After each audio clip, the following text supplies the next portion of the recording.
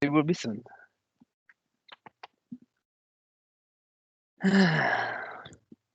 There you go. There is the recording.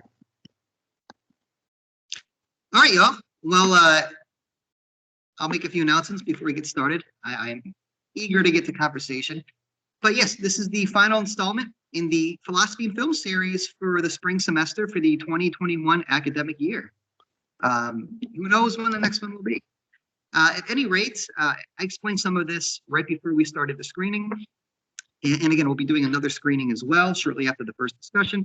But again, the nature, the purpose of the Philosophy and Film Series is to provide a sort of artistic rendering, a representation that galvanizes maybe a number of topics each week that we've discussed in the Philosophy Club.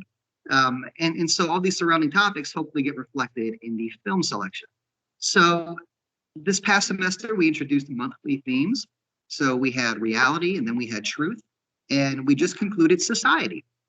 And yesterday's meeting was a collaboration with Alice, Achieving Latino Academic Success, and the topic was cultural integration.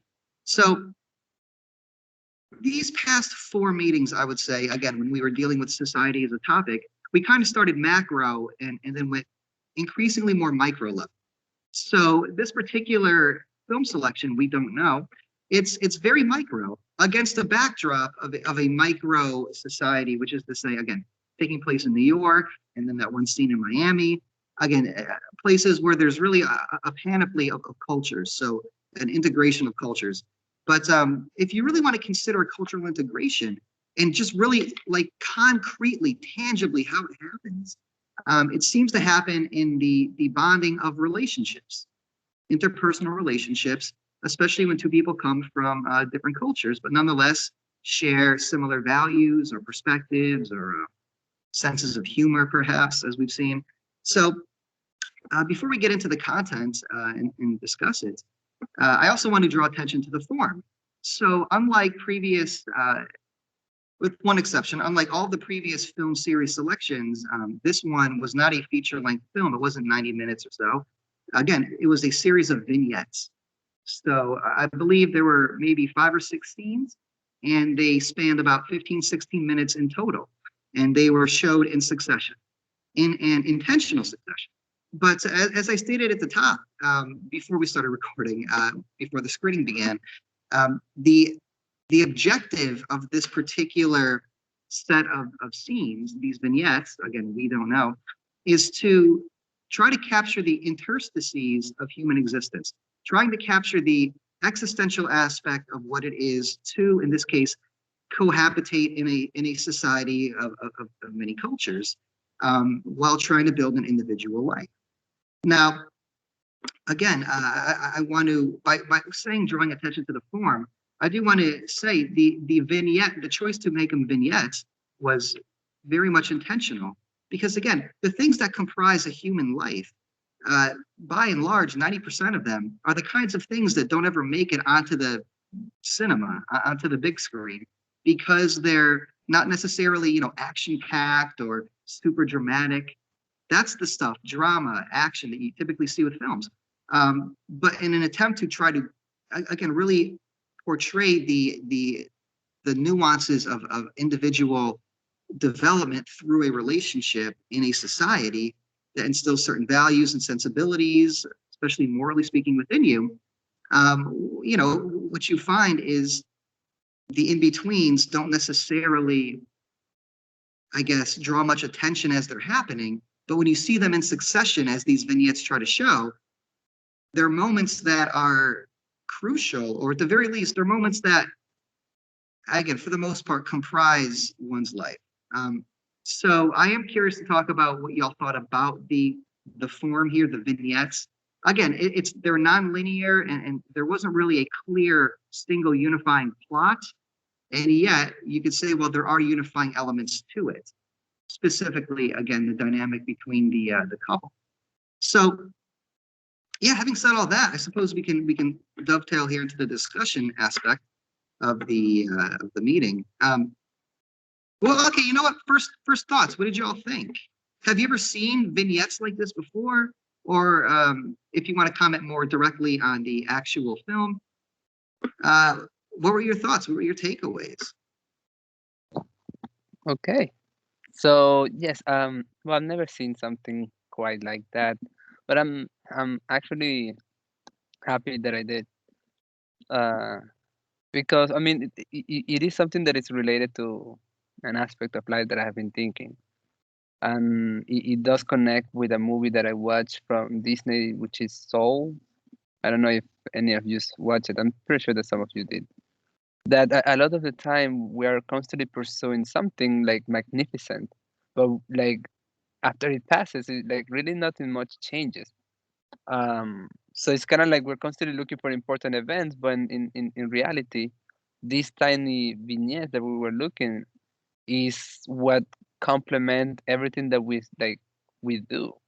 Like in this case, you have this um, I mean, I don't know if they're married, but this couple. Uh, And I'm pretty sure that the reason why they love each other is not because of the event and the work that they do in their own ways. Like those tiny moments where they actually sit and instead of maybe watching on their phones or being like focused on their own, they actually dedicate a little bit of time to engage with their partners. And it could be in any moment, you know? So it's like I think like those tiny details daily eventually is what actually direct how you are like faring in your life, how you connect with others, because it is what you decide to do in those tiny minutes that actually matter at the end. Because those big events, um, it doesn't leave too much to you beside maybe like a special anecdote that you can say. Guess what? In these like tiny spaces of life. So it's kind of like you're just creating memories so you can share them in these seemingly meaningless situations in our time. So that's my intake, and I was actually happy to see that they were joking about it and being like a not a toxic relationship or anything like that. It was just kind of like developing as it was passing by. Yeah, Osita is next. Yeah. I was expecting something a lot more heavy, so like in a negative sense. So it was good to like that it was like a nice sort of feel good um, short film. Um, I was expecting something more like serious. Um, I guess just initial reactions. Um, I liked. Well, I thought it was interesting. You know, it's like I guess I've been conditioned by you know I don't want to say like Western media. I guess whatever what I happen to have watched throughout my life, but I was conditioned in such a way where I kept expecting there to be some big blow up. I kept expecting there to be like just like sort of every time like you would do something that would annoy her. I'm like, all right, this is when they're gonna break up. This is it. It's all gonna come out or whatever. And it didn't Interesting. because yeah, the other I guess they whenever one annoyed the other one made a joke or they didn't take it so personally or so seriously. Um, and instead of driving them apart, it kind of like brought them closer together. And so yeah, I kept yeah, maybe it says more about me that every time it's like, oh yeah, for a fillet of fish, she's gonna start like calling him fat or like you're gonna die or whatever, like from your health or whatever. But no, they were just like in love and they just kind of like it was nice. They were comfortable with each other, but they weren't bored with each other. It was actually really sweet. And there are little things. I guess maybe the director did this. Like I guess when they're in the subway station, I assume that was. You could sort of tell how protective really they were being of each other. But since I'm a man, I'm looking at it from the man's perspective of like the holding the hand, constantly looking behind them and everything like that. Sort of nonverbal communication of how protective he was of her. So yeah, I thought it was really good. I thought it was a nice change of pace, clearly for me. That I'm expecting something terrible at each scene, and like did nothing bad happen. It was always good. It was always happy. So yeah, I thought it was really good. also recognize that actor. I can't remember from where, but like I guess he's like maybe a semi-famous comedian. Like I've seen him on like a podcast or maybe stand-up or something. But yeah. Yeah, he's a comedian, I believe. Yeah, thank you for both those takes, Fernando and Osita. Yeah, if I could just respond quickly, because I mean that's you're bringing up a lot of stuff that I would like to talk about. And again, just to kind of like gather some sort of intel from the various scenes to try to figure out, who these characters are. Yeah, it does seem like, okay, well, we understand that she's in her 30s and she folds jeans was the joke. So it sounds like, she has a job where she's trying to sort of rise up. She's kind of on the lower ladder of her career, but she had a big interview with her boss and she's trying to get a promotion. We don't really know exactly how old the Henry is yet, but that might be revealed in the next series of vignettes. But yeah, it does seem to be like the sort of the bonding moments. This is to your point too, Asita. The bonding moments seem to occur as moments of tenderness, but in ways that are sort of kind of distinctly based upon their own appreciation of one another's personality and sensibilities. So again, they're bonding by like, they're talking trash about their friends who invited them to a dinner party. Or, they're kind of being naughty together because they just come from the gym and then they decide to go cheat and have tacos and guacamole and stuff like that. And so aside from the protective element, that I do agree it's there. I mean, he's afraid that they're going to get hit by the car. They're a little overprotective, and that he makes a joke about it. There does seem to be tenderness despite this quote unquote maybe callous comedy, because they're making jokes again about one another's mortality and her getting hit on by her boss and the boss not picking up the check and stuff like that. Those kinds of moments, here's what I'm driving at, where you can really be yourself, quote unquote, I think are the interesting ones. Thanks for coming. And so it's almost like on some level, here's another point of discussion I hope to kind of delve into a little bit, just briefly, of course. Here's the thing with the vignette as a form of cinematic expression. You begin to realize, well, you can develop characters without time necessarily being a major factor in it. Because again, it's non-linear. It's not really clear. There's like, you have some semblance of like time, but we don't know how long they've been together. Again, we don't know if they're married or not. I mean, they're not wearing wedding bands, so you can kind of assume that they're just dating. And so again, Irene, she's single. Well, she's not single, but she's not married. She's in her 30s. She comes from a big Cuban family. So, it might be expected of her culture that she would have had kids at this point. Her career is kind of on the rise, but she's kind of been, folding clothes for a living. All of her family's in Miami. She's in New York City. So again, kind of pieces of information we can gather just from the quippy back and forths. And we still don't know much about Henry, but we know, again, kind of about who he is, what he's about in terms of, again, he seems to have some sort of traditional sense of chivalry. Again, the protective aspect that Osito was bringing up. He's like, come on, it's your boss. Like, it's just, pay for the check or, do it. So he seems like he's kind of a traditionalist. At any rate, yeah, but I digress.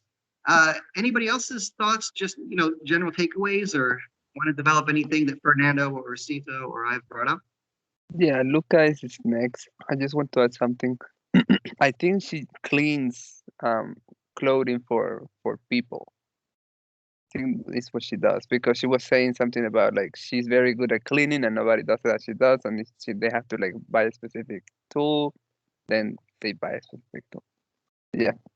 I think she's doing kind of like, sort of custodial work. But she likes fashion and she wants to be like involved in it. And so the promotion, it's not just she might make more money. It's kind of like, well, this is the field she wants to be in. So, it's unclear whether or not he actually put his hand on her. Like, I'm still not sure if she's making a joke there or she's okay with it. And even, Henry, who's supposed to be, chivalrous, as I was just explaining, he's kind of like, well, yeah, that's maybe you have to play the game. Like, and then they have kind of almost a practical conversation. Like, she's like, no, I want this. And he's like, well, yeah, I mean, what am I going to do? Beat him up? Like, Yeah, that's true. But okay, Luca is next.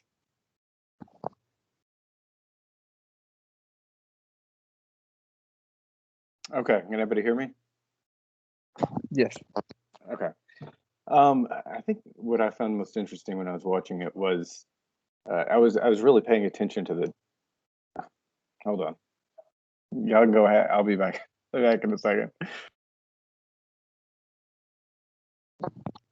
that's okay. I mean, Yeah, sometimes speaking out loud can be yeah. very intimidating. Yeah, I And was about to say something in the same lines. Like, I well, think you got nervous.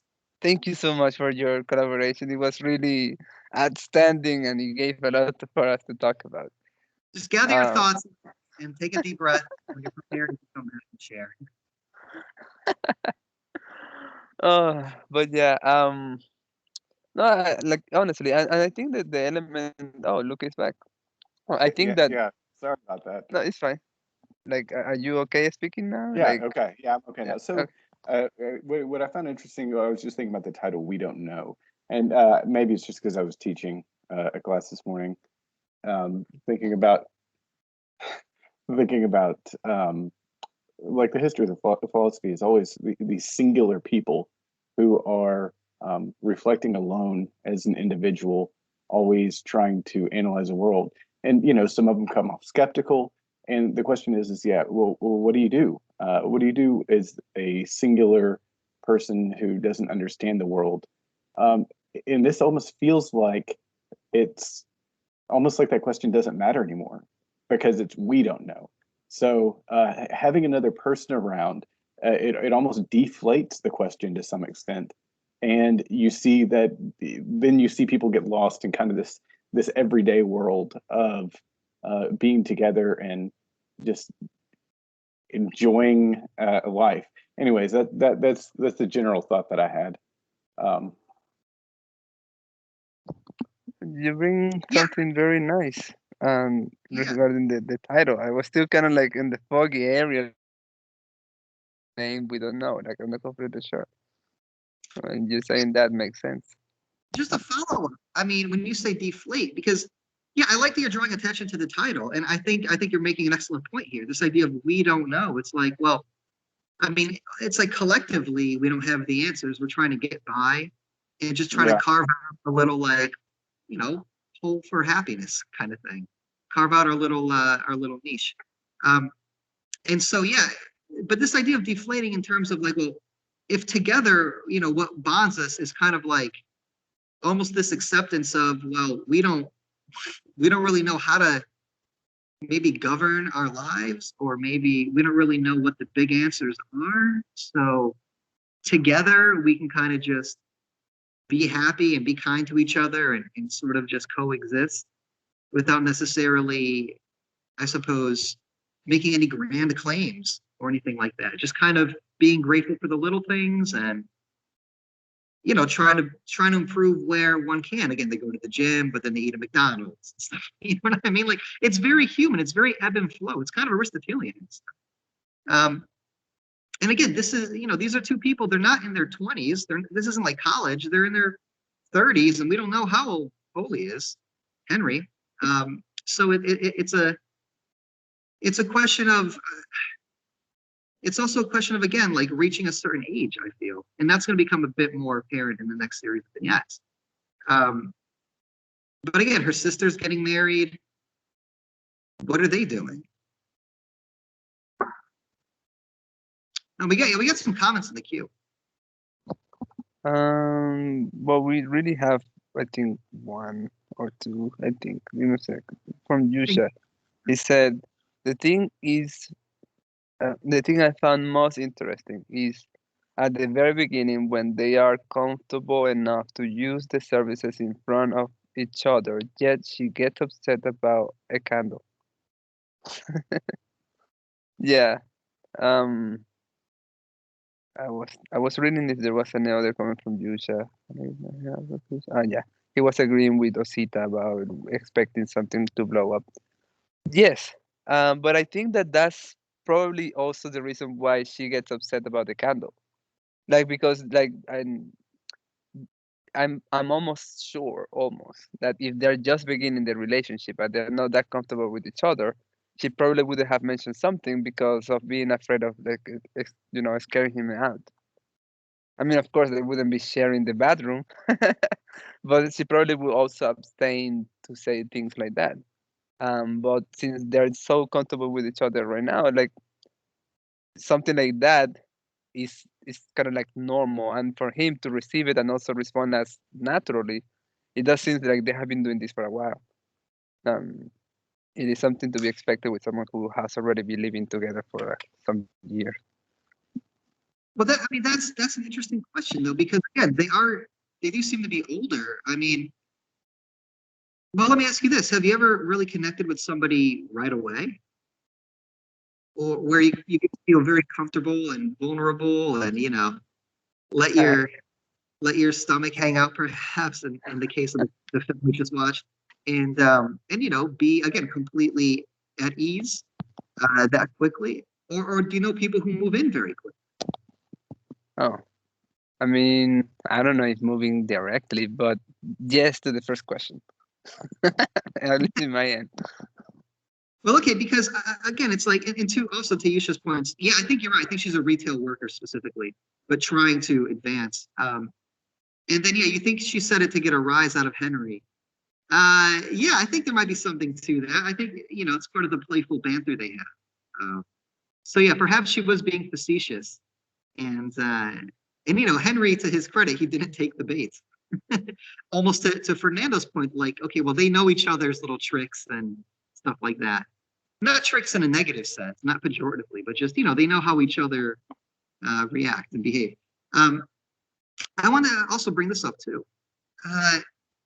And again, we could open this up for discussion, but there's this element that seems to be brought out in the film that's tied, in my opinion, directly to happiness, I suppose, in the broadest sense, which is to say that again, going back to our discussions about society and society's role in informing our values and informing our habits and forming our sense of right and wrong, even in terms of how to treat one another or how to value oneself and how to value one's health, going all the way down to that level. It does seem like what you find in this particular example of a couple are two individuals who, they're not necessarily on the same page. I mean, it seems like Henry is willing to try to work out, but he'd rather eat burgers. And, she's very concerned with her career, and he would rather, he forgets to like pack for her sister's wedding that they flew to Miami for. Like, he's kind of like aloof, he's kind of hapless, but he clearly means well, clearly loves her, is protective of her. Like, my point being is this: certain societies, perhaps, or the values that are, I suppose, guiding certain societies or certain cultures, they produce certain kinds of individuals. And so what's so fascinating is that,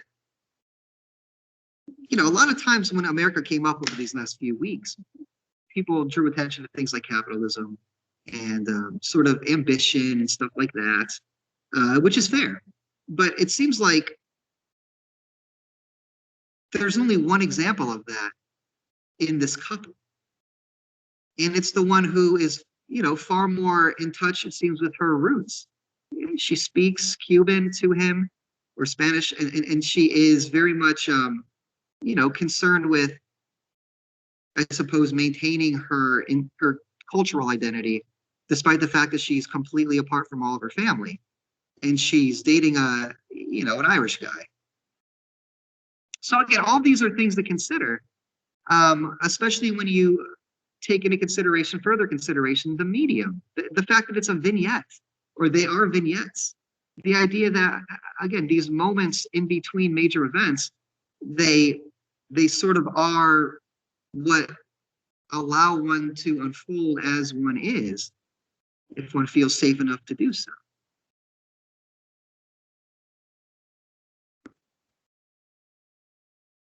You're muted, Fernando. Well, okay, any thoughts?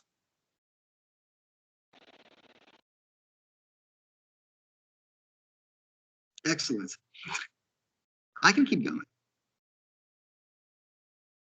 All right, well, yeah. Yeah, you did say, I mean, I wrote it, but when she was talking about the candle and she said that's a $60 candle, I mean, that matches with your reading of seeing her having a capitalistic mindset. So yeah, I would agree. How many of these are there? Is it all in is it all in the same thing that we're watching? Is this a series or was that just a singular? There's one more. Okay. There's one more just like that, and then that's all they ever made. Oh, okay. And these are a couple of years ago. It was all made by by Irene, and then the Henry is like, I think he helped create it, but it's mostly this Irene, the comedian, the female actress. Yeah, and again, I really want to keep in mind here this, what it is they're doing, like, and especially from Henry's perspective, it's like, well, it doesn't seem like kids are on their mind. It doesn't seem like career's on his mind. It doesn't seem like staying healthy is on his mind, but he does come across as kind and loving and warm and happy. And it's like, well, do they have different ideals? Can they coexist? Or, I mean, what's driving Irene more? What does Irene value? Her interpersonal relationship or her? What's that? You agree? It did. I don't know. That's not me, but it did remind me of just like not traditional, but like stereotypical, I guess, like American sitcoms where you have like the fat, sort of oafish husband, and then like of course the wife is usually just more, head on straight, kind of the ones like. She's kind of the one like actually running the household, and the guy just happens to, whatever, bring in a bunch of money somehow, and that's pretty much his only contribution. It seems like maybe they're trying. I don't know. Maybe it just happens that the guy is, I don't know if she picked, I don't know if she picked Henry because he was overweight or just because they were friends and, he had the right, whatever, like a different quality that she wanted in the role or something like that. But it kind of felt that way, where like usually with those sitcoms, right, you kind of look at the guy and it's like, how did this guy get hurt? Like that doesn't make sense. It's like usually the most hardest to believe part of like American sitcoms. And it's like, again, it's not like Henry's a bad guy, but it's like the reasons that you bring up where it's like, she seems to have a much stronger drive than he does for, I guess, certain things. Like, yeah. Yeah, I like that point because, I mean, traditionally you would think it'd be the other way around, especially if you go by. But I like your allusion to 90s sitcoms. I think you're right about that. It reminds me of like all of the like the what is it, Kevin? No. King of Queens. Yeah, a King of Queens. Yeah. Yeah, that's what it was. That's what I was trying to think of. Exactly. So I think there's something there. And so maybe that's kind of adds to the sort of the way in which it relates to us, especially if you've seen those sitcoms. One last thing I want to bring up before we turn to the second and final set of vignettes is memories. So again, getting back to everything I was kind of rambling on about earlier, consider how you formed in terms of who you understand yourself to be. Not just your personality, but like, your values and I suppose we could say goals, or just generally speaking, what you aspire to. And then ask yourself, well, how did I become this person? And was I always this person? And you'll probably, in asking yourself that, think back to moments in the past where they seem to be very meaningful to you, and they seem to somehow stick out for whatever reason. Going back to the whole idea of vignettes here and the non-linear component of the film, I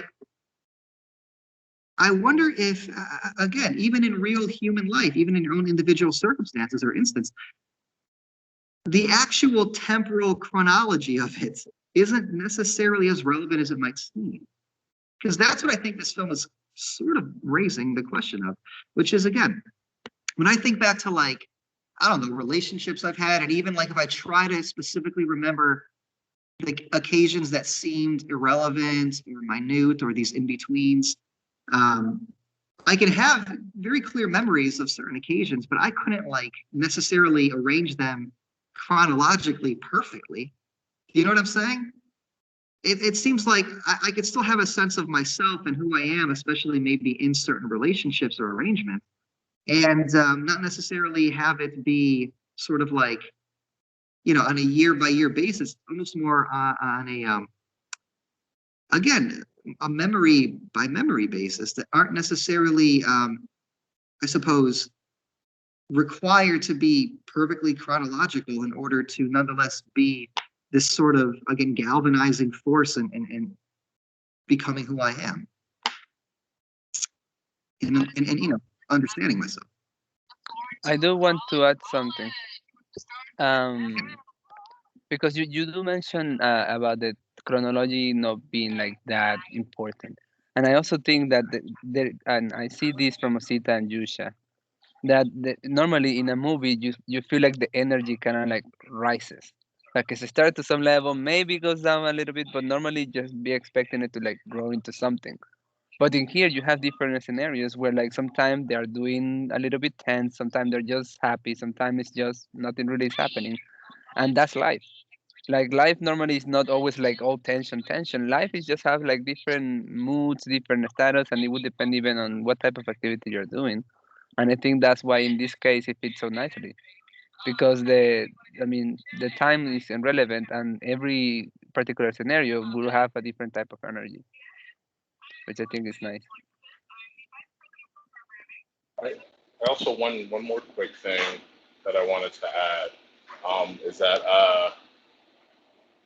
thinking about it, I think it was actually a really good scene where the guy couldn't put on his pants, and she finally like reveals that, oh, I got you whatever this traditional dress wear for Cubans to go to the wedding. And it's like, it's already a big deal. Like, they may not be married, but it's already a big deal that she's inviting him to her sister's wedding.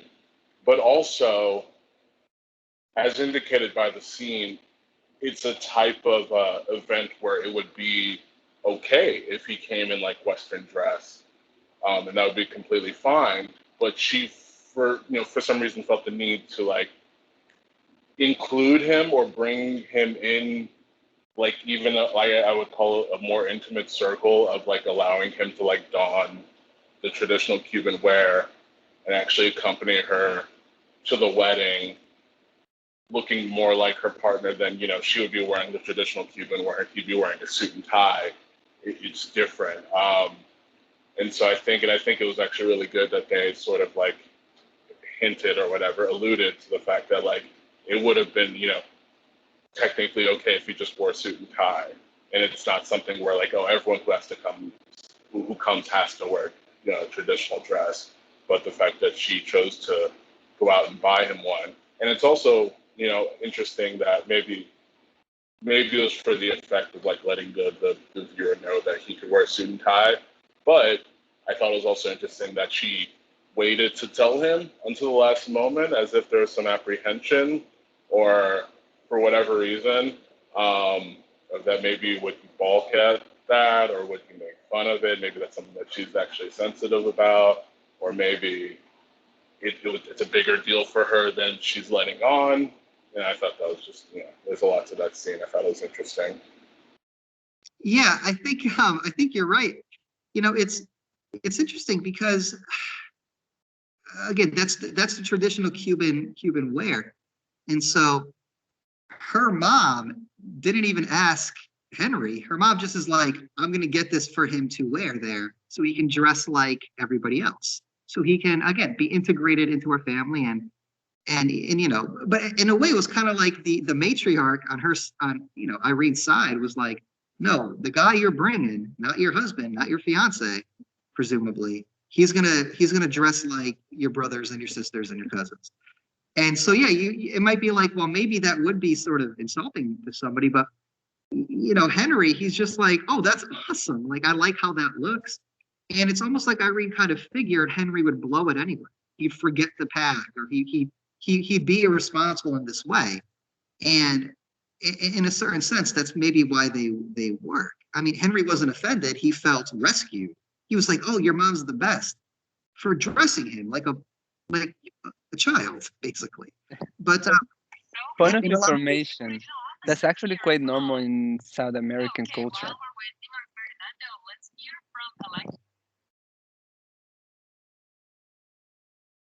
Just saying. Like that have happened to me many times, actually. It's kind of like they just give you things because they see that you need it. It's like, oh, cool, yeah, that's nice. But that's why when I saw it, I actually felt like moved. I was like, that's so nice that they're already in that stage, because that just kind of happens. If you are like in Venezuela or something, I never thought it was that could be seen insulted. It, I think you're right. I think it was meant to be, you know, a sign of affection. It's like, hey, you're one of us, kind of thing. But yeah, I think Osito brought up the point. Like maybe it was, you know, possibly people could not necessarily appreciate that. Like, what if Henry went out and bought a nice suit? But of course, Henry would never do that. He's not that guy. So it's kind of a moot issue. Which is, again, maybe that's what speaks to their compatibility. Yeah. No, great points. Great talking points, y'all. All right. So what do you think? Should we sort of log off and then watch the next one, or can we watch it here? Did we download it? I believe. I think Yusha tended to that. It's in the files in the Phil officers. Is that correct? Let me see. Because if so, I could share it. Right. It is. Okay, cool. Thanks, Yusha.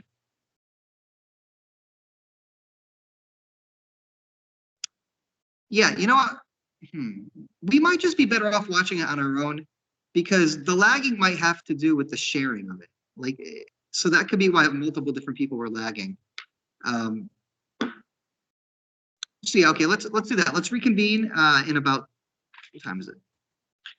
Let's come back at 5 past. I think the next one is about 14 minutes. So that'll give us time to watch it and then have a couple minutes to think about it. And then we could have another 20, 25-minute conversation.